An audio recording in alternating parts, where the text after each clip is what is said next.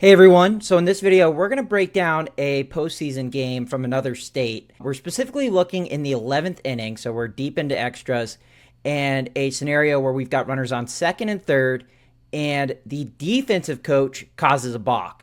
So I'll quickly play through some of the highlights of the video, and then we'll break it down, talk a little bit about the situation handling, and whether or not ultimately the rule that they went with was correct. So let's take a quick look at the play. So you see here the pitcher, who's right-handed, is facing the third base dugout, and that's where his team is. And as he goes to start his delivery, his coach starts walking out from the dugout onto the field and requesting time.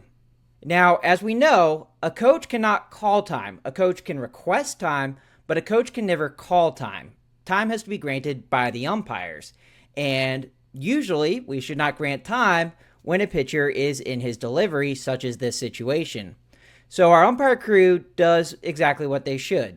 They call time because the pitcher stopped his delivery, which would be a balk, at least potentially could be a balk.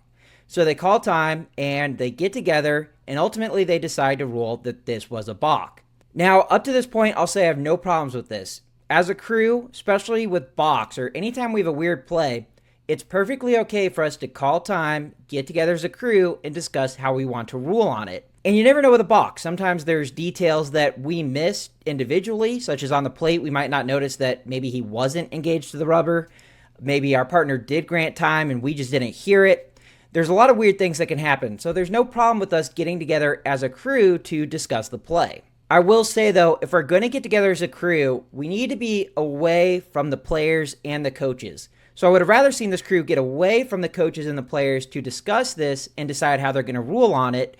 And part of the importance of getting away from them is that not only are we going to talk about, okay, what are we going to rule here, but we should also lead that conversation with how are we going to break the news about how we're ruling on this and how do we want to handle any pushback or disagreements from the team that the call is going to go against, which in this case would be the defensive team. So if this was my crew and I'm serving as the crew chief, we're discussing, okay, we're going to go with a balk, but then I'm going to go talk to the coach and someone else is going to go with me. And with this being a playoff game, we're trying really hard to not have an ejection.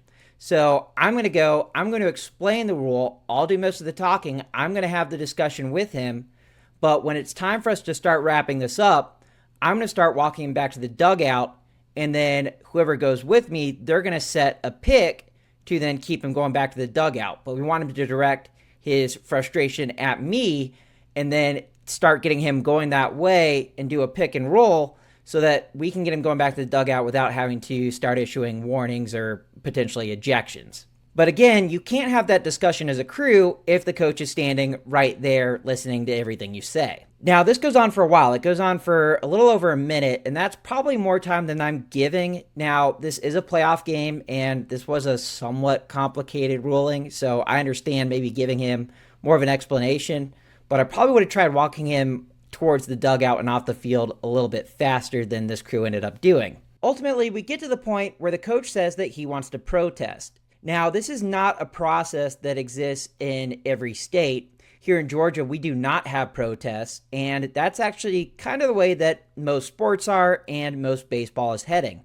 This includes the MLB, which got rid of protests, now going for rules checks. The idea being that we can go to replay and they can look in the rule book and give us a correct ruling or look up a correct ruling if there's a belief that we might be getting it wrong on the field. And that makes a lot of sense. The traditional protest rule was that you filed a protest and the game continued under protest, but if the ruling was found to be wrong by the league commissioner, then we had to go back and replay from the point of the protest. Of course, the problem there being, if we handle the protest the next day, then the teams have to go back, they have to replay everything. They might have played for 30 minutes, they might have played for 3 hours under protest, and all that has to be redone. It's just not practical, it's expensive.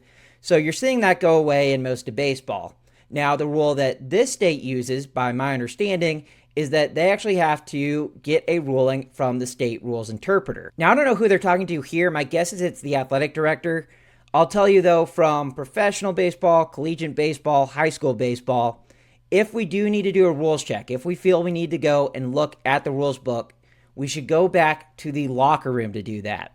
Just leave the field. We don't need to tell the crowd what we're doing. We might want to tell the opposing coach, hey, we're going to go check on this rule, but get off the field, go off the field. And you'll see that this crew ends up just in the coverage that we have here. They find themselves on the phone in the middle of the field. We do not want to do that. We don't want to ruin our credibility by making it look like we're unsure what we're ruling. And at the end of the day, it's just never going to be a good look for us to be on the phone on the field. So if we do have to make a call, if we do have to call for whatever reason, we need to do that in the locker room or at our cars, but out of sight from the field. Now, ultimately, and this was fast forward through in the video, I think it took about 20 to 30 minutes. Ultimately, the crew comes back and the interpretation that they're given is from Rule 3-3-1N, and that they're not going to call this a balk. Now, when I heard that they found a rule to say this was not a balk, I thought that was pretty absurd, but let's go ahead and look at Rule 3-3-1N. It says, a coach, player, substitute attendant, or other bench personnel shall not call time or use any command or commit any act causing a balk. So that's pretty interesting because it says a coach shall not cause a balk. And it doesn't specify which coach that is. It just says a coach should not cause a balk. And it's pretty obvious here that that coach, the defensive coach walking out, causes a balk. That's how I would see 3-3-1N applying to this situation. That said, I actually left out a part of that rule. The important part of this rule is right in the middle of it. It says, call time or use any command or commit any act for the purpose of causing a balk. So that's important, for the purpose of. And the idea behind that is that the offensive team, a coach or a player, they can't just yell time to try and cause the pitcher to balk. The same rule would apply if somebody yelled bomb, if somebody yelled out about the pitcher's mom, if somebody pointed a laser in his face, or somebody shot off a firework. All of those are considered an unsportsmanlike act, and we're loosely interpreting whether or not there was the intent to cause a balk, but when in doubt, we're going to give the pitcher that advantage if it comes from the opposing team. But we're not going to give that same liberal interpretation to the defensive team. Because in this play, that's the defensive manager walking onto the field requesting time, causing his pitcher to balk. But I can guarantee you a defensive manager with a runner on third did not want to make his pitcher balk. There was no purpose. There was no intent. You can't even loosely interpret that, well, maybe he did want him to balk and score. That doesn't make any sense. So 3-3-1N, if that is what they used to rule on this, that's simply an incorrect interpretation.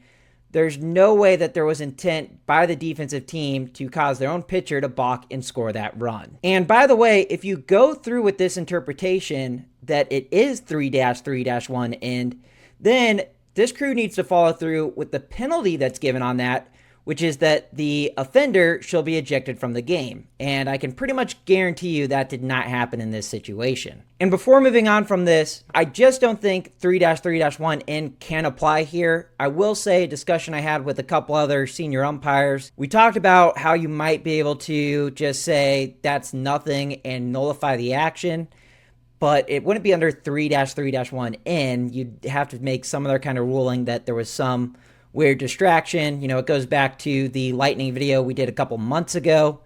So there's some room for judgment on that, I guess. I personally think there's no option but to go with the balk on this, but there are other people out there with other opinions.